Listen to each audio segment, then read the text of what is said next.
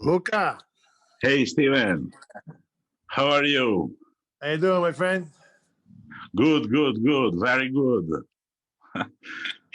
It's a real honor to have you here with us on PearlJamOnline.it. My pleasure. Thank you. It's great. How have you been through these months? I've been busier than ever, believe it or not. You know,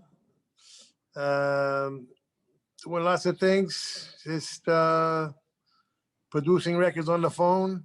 Yeah. And making sure the my radio stations are working. Yeah. You know, luckily, most of my DJs on both of my channels, you know, I have two 24-hour channels on Sirius Satellite, the Underground Garage for rock and roll and Outlaw Country for country music. And most of those DJs were already working from home, but we had to, you know, fix up a couple of them. Yeah. My education curriculum was already online. We were ahead of the game with TeachRock.org, which there's 250 lessons of music history. Yep. Available for teachers for free. Yeah. You know, so that was already online. You know, but we've, you know, made some helpful packages with that. You know, lots of doing lots of things. Really, I don't know. Just I'm busy all the time. Yeah, I mean, I saw you with the Easter band on Saturday Night Live a few nights ago, and but everything is very strange in this period, I think. But it's really cool to see you. Yeah, it was you know, a little bit risky, but we, you know, followed all of the protocols and tried to do the right thing. So, you know, seemed to go well, and people appreciate it. You know, for a few minutes we could feel normal, right? Yeah, yeah, true. I love your first records and also the latest one like Soulfire and the Summer of Sorcery. Have you written any new song during quarantine? You know, I haven't. I usually I usually write with purpose. You know, I don't really write unless I have a reason. The only thing I've done, well, even that was done a while ago. But the only new thing I have coming out is in the Christmas movie, Christmas Chronicles 2, the new Chris Columbus movie with Kurt Russell playing Santa Claus. I wrote a song for that movie called "The Spirit of Christmas," and it's a duet with Kurt Russell and Darlene Love. So yeah. in the middle of the movie, that's the only really new thing I got coming out. Other than, you know, the Rock and Roll Rebel package has now come out with all my albums remastered, and 3 concerts DVDs in there. And you know, so that's for now. I don't know. I always every song you write, you know, feels like the last. It's the last you're ever gonna write, you know. So got a blast from the past here. You remember in cassette. Yeah. Ah, nice. Yeah. Voice of America. I really like this album. Really like. What town are you in? Reggio Emilia. You know Reggio Emilia? Yeah. Is a place near Bologna and near Milano. Right. Yeah. And talk about the stand with teachers. Will be broadcast on Monday at 8 p.m. AT on TeachRock.org. It's a very remarkable initiative my feeling is that during this pandemic, everybody has been talking a lot about essential workers and the incredible job they're doing in such these difficult times. Do you believe that teachers should deserve more credit?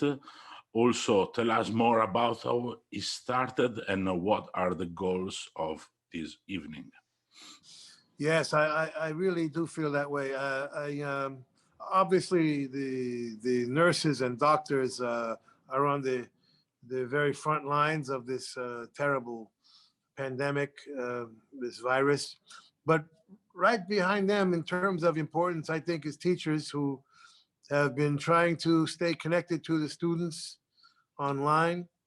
Um, Fortunately, our entire curriculum has been online from the very beginning.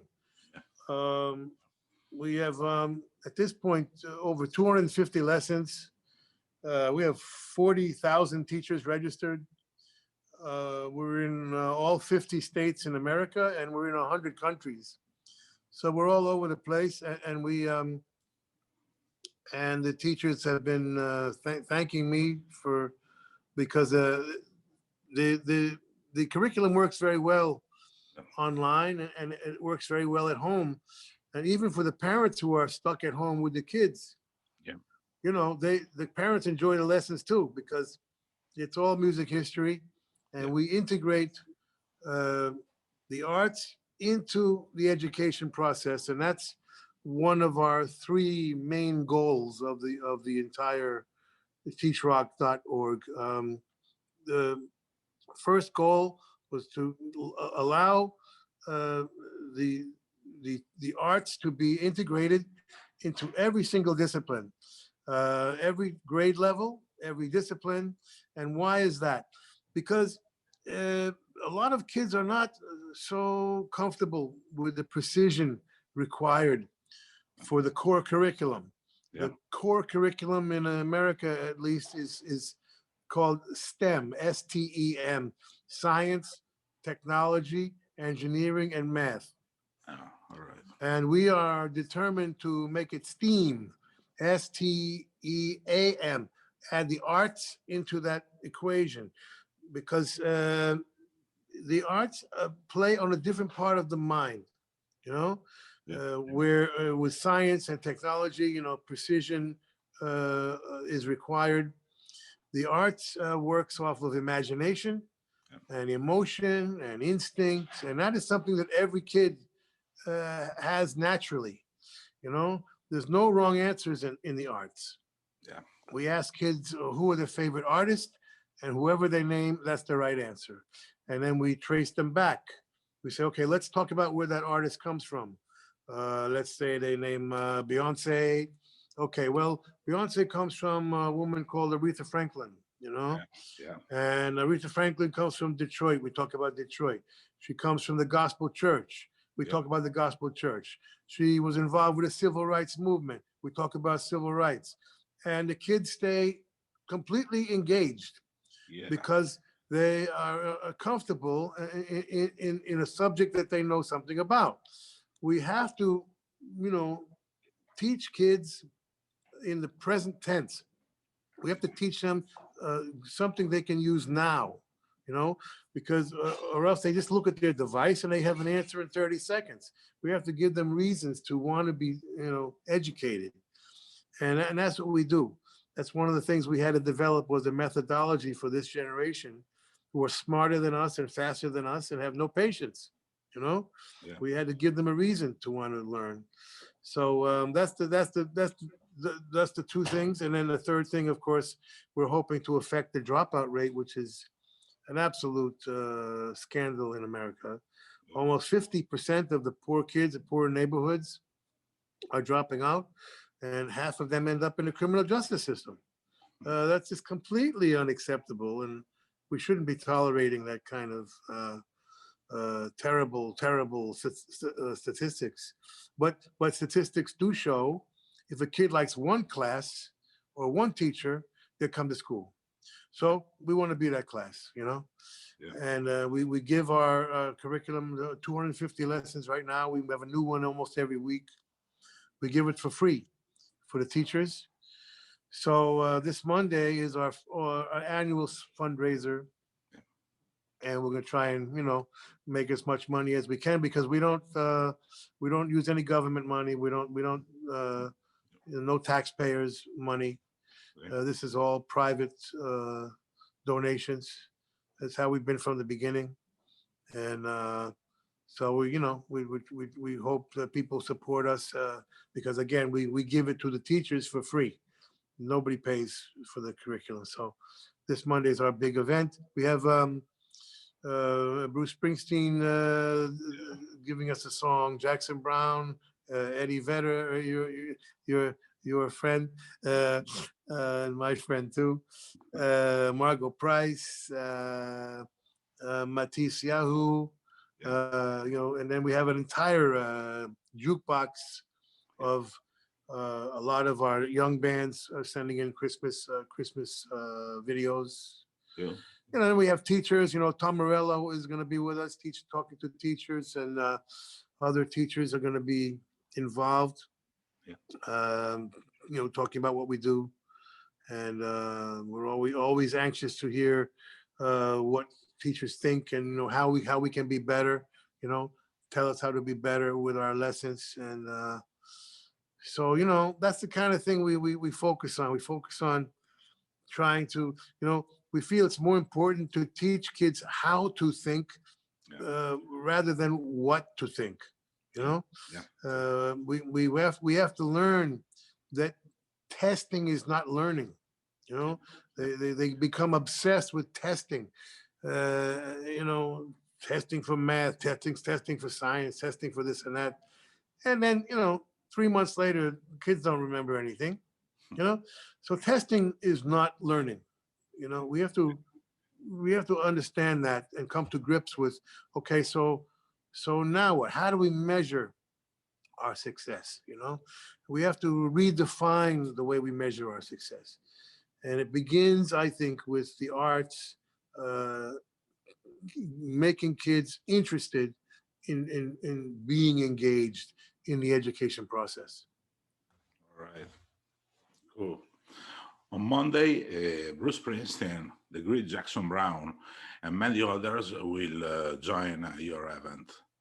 Also, Eddie Vedder, who has been covering your song Patriot for years. Mm. By the way, great record. It's a great record. Thank you. I love the fact that Eddie does it solo, and then the band does a fantastic electric version too. So he does it like 2-3 different ways, and that's nice. It's a real test of a song, to see if it can be done several different ways. And it was such a nice surprise. Jackson Brown was the first one to record. He recorded "Voice of America," and then "I Am a Patriot" also. And to have those two guys playing your songs, nice. It's really quite an honor for me. It's nice. Cool. And the first time my song was ever a song of mine was ever covered was Black Uhuru from Jamaica did Solidarity. Yeah. So my reggae songs seem to be the ones that people like. I should make a whole reggae album, I guess, huh? Yeah. And your activism is well known since the Sun City project. Stone Gossard once said, "The music can't change the world, but it sure can change people." As a musician, how much is important to be an activist as well? Well, things are very different now in the world. I'm glad we did the Sun City project when we did. You couldn't do it now. I'm not even talking about the COVID thing. put the COVID aside, put the virus, this pandemic aside, it'll be over eventually, probably sometime in 2022. We'll go back to normal a little bit. But because of the worldwide recession now, everybody's in economic problems, and everybody is concerned about their own survival. And when you have that kind of situation, which is very bad worldwide, you have what we're seeing now, which is a lot of nationalism, a lot of religious extremism, this whole white supremacy thing popping up everywhere. Brexit was a terrible thing.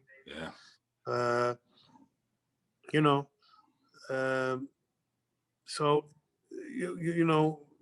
we got bigger problems now than we did in the 80s when we did the Sun City project. So I think people have to do what they can do in a small way, in a everyday way. They don't have to do anything big. Just look around your neighborhood or look into yourself and see if you can maybe. When I tell people, when I do these classes and I talking about songwriting, or I try to suggest to people that they write with purpose, and not only do write with purpose, but live with purpose. Get up every day and say, what do you want to accomplish today? What exactly do you want to accomplish today? Instead of just mindlessly going through life, waiting for, life to happen to you, you need to take control of it as much as we can. And so we need to, try to work a little bit harder, maybe to write something that's meaningful, to ourselves as well as maybe inspirational to others, but look around your neighborhood and see what you can maybe make things a little bit better somehow, and then hopefully vote for the right vote for the right people. If you have some democracy where you are, that's a whole nother story, but vote for people who want to bring people together. We are so divided now. Everybody's so divided, and tribal, and a lot of hatred and just bad feelings, and when you see somebody like that, don't vote for them. Vote for the guy who wants to bring people together. I think that's all we can do, and then try to accomplish something in our own lives in a small way. It could be in a song, it could be in a gesture, it could be volunteering for something. But I think it's important to just live with purpose, write with purpose, and try to justify our existence, earn the right to be as lucky as we are in our countries, because there's a lot of people a lot worse off than we are. I mean, I really enjoy the election who Biden wins, and I really supported Bernie Sanders in this year because I really like Bernie. But yeah. I think Bernie will be remembered as one of the most important politicians of the 21st century, really, because a lot of his ideas, which were considered radical ideas, are now really becoming mainstream. So I think he will be both regarded as you know, a genius visionary, you know, Yeah. and of course is also an idiot.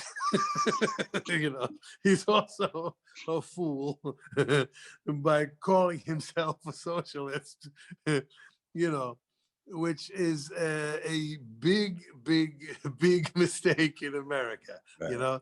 No. You know, and people don't understand this around the world, you know, they really don't, because it's crazy in America.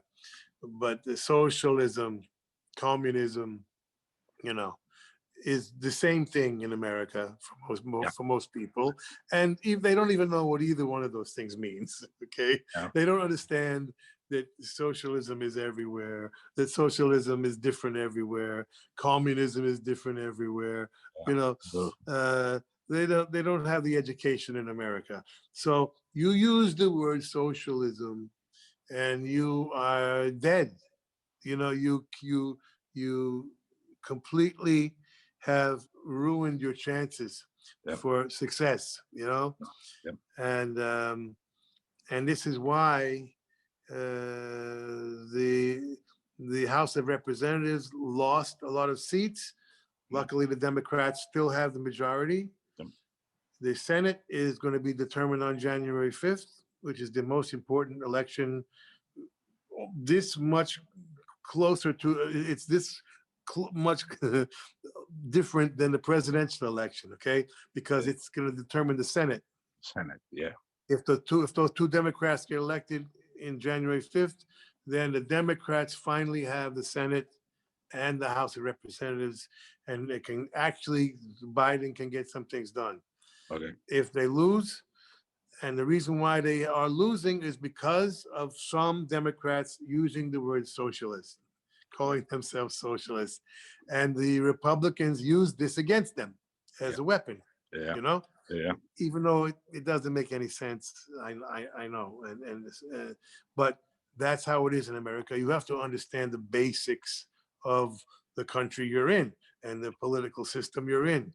So Bernie, he's a little bit arrogant, huh? He's a little bit of a school teacher, you know, and I love that part of him that wants to be a school teacher and educate people about socialism. You know, Right. the true meaning of socialism. That's very, very nice. Yep. But you do that in the university. You know, you don't do that in politics. Yep. In politics, you're committing suicide, which he has. You know, he would have been elected probably, you know, three times ago if he hadn't used those words. You know, and some of the Democrats are still using those words, which is why we're losing seats in the House and the Senate. You know, you can't use those words in America. You know, and that's arrogance if you do. I'm sorry, it's a little bit stupid. It's a little bit arrogant. And in the end, that's part of Bernie too. I mean, I love him, you know, but he's a little stupid. And you know, and at the same time, I think he will be recognized as the most brilliant, visionary politician of the 21st century, because he's talking about a minimum wage. Of course, the minimum wage should be higher. Of course, we should have health care.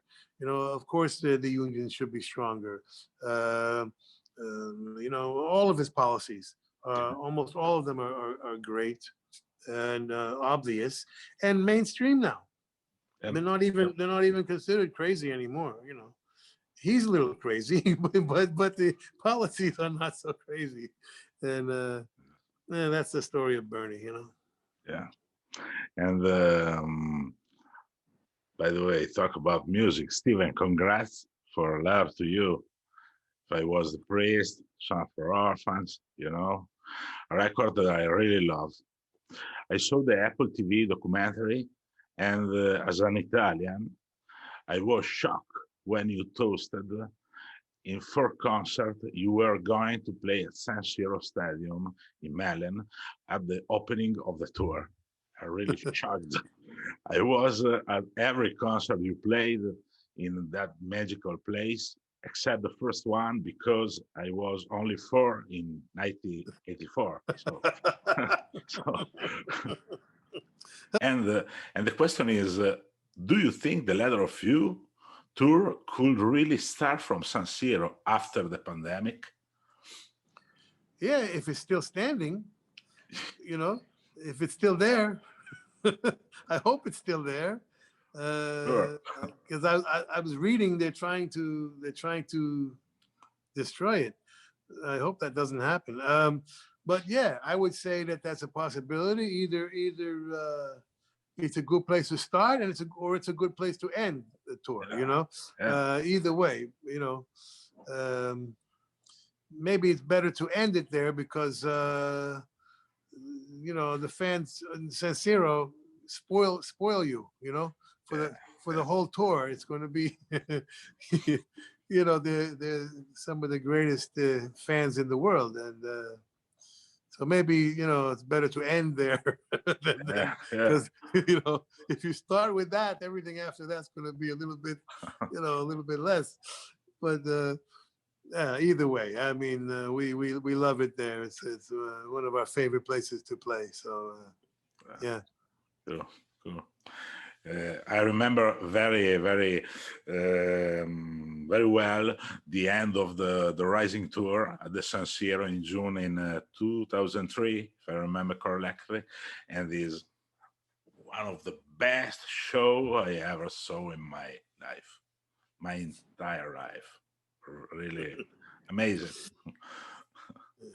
Well, that kind of energy in that place is really amazing, and they get the energy going back and forth between the band and the audience, and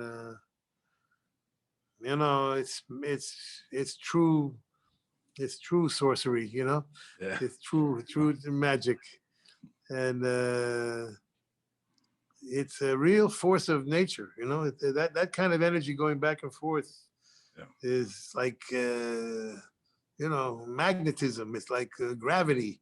It's it's intense, and you can't do that by yourself. That's the problem with Zoom concerts. It's nice, but you got to have the people in the same room. They got to be in the same space. Yeah. Because it's back and forth. It's not just energy going in one direction. Yeah. You can only do that so much. You need something coming back, and San Siro is just it's amazing. So cool. It was a real honor to have you here with us, Steven. And see you soon as this pandemic is over. And it's my pleasure. And take care. Merry Christmas. Oh. Yes. Happy holidays to you. Yeah, we hope to see you soon. I hope sooner than later. I don't know. We'll see. But I want to also say some hello to my friends Ariana and Giovanni and Celentano.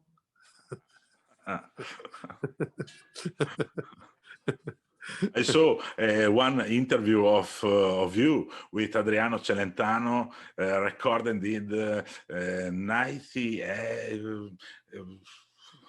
30 years ago, maybe. I remember exactly the year. Is amazing. You and Celentano is a great thing. I know that was such a wonderful moment for me, and yeah. So I want to say hello and to him and Ariana, Giovanni, Guido, Letizia. Oscar's Angels at the charity over there. What did they? Anita and Oscar's Angels, the charity, ladies, the children's charity. Who, the Prince? Anita. Oh, my wife. My wife is naming every Italian that we know. Anyway, so hello to everybody, and hopefully we'll see you in person soon enough. Hope so. Thanks again, Stefano. Okay, my friend. Really appreciate. Ciao. Thank you. Ciao, Stefano. Ciao.